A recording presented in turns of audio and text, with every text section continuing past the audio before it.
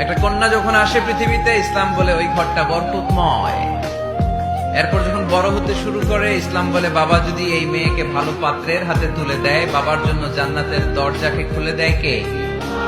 তারপর সে যখন কারো বধূ হয়ে কারো ঘরে যায়, ইসলাম বলে খয়রুকুম খয়রুকুম লিআহলিহি, তোমাদের মধ্যে ওই ব্যক্তি আল্লাহর কাছে সেরা যে তার স্ত্রীর কাছে সেরা।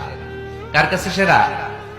আপনি আল্লাহর কাছে পছন্দনীয় হতে হলে আগে আপনার স্ত্রীর কাছে পছন্দনীয় হতে হবে। আপনার স্ত্রী যদি আপনার A+ দেয়, আপনি আল্লাহর কাছেও, কথা বুঝে নাই বোধহয়। আপনার বউ যদি আপনারা দেয় A+, আল্লাহ দিবে কি?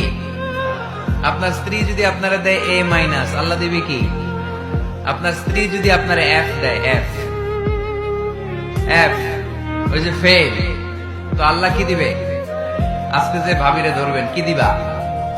কও কি দিবা?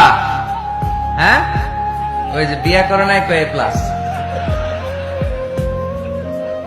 তো স্ত্রীদের সাথে বিষ্ণু ঈসা ইসলাম অনেক খুনসুটি করতেন, অনেক ভালোবাসতেন স্ত্রীদেরকে।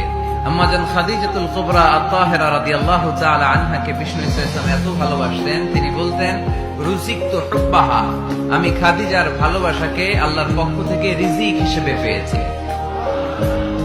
খাদিজাতুল কুবরা আত-তাহেরা রাদিয়াল্লাহু তাআলা আনহার ইন্তেকালের পরে উনি খাদিজাতুল কুবরা আত-তাহেরা রাদিয়াল্লাহু তাআলা আনহার বান্ধবীদের বাড়িতে কুরবানির গোশত হাদিয়া পাঠাতেন। আম্মাজান আয়েশার সামনে যখন তিনি বলতেন যে খাদিজা এমন ছিল, এমন ছিল, এমন ছিল, আম্মাজান আয়েশা রাদিয়াল্লাহু তাআলা আনহা রেগে যেতেন, বলতেন আমরা কত সুন্দরী, আমাদের কথা কন না কেন? ওই যে কত আগে আপনার প্রথম স্ত্রী, শুধু তার কথা বলেন কেন? বিষ্ণু বলতেন খাদিজা আমার দুঃখের দিনের সঙ্গিনী, তোমরা আমার সুখের দিনের সঙ্গিনী। সুবহানাল্লাহ। একটা নারীকে আল্লাহ তাআলা আরশের উপর থেকে সালাম জানিয়েছেন, ওই নারীটার নাম হচ্ছে খাদিজা। বিষ্ণু ঈসা ইসলামকে সব সময় সান্ত্বনা জুগিয়েছেন, সাহস জুগিয়েছেন। এজন্য আমি বোনদেরকে প্রায় বলি, হাজবেন্ডদেরকে সাহস যোগাবেন।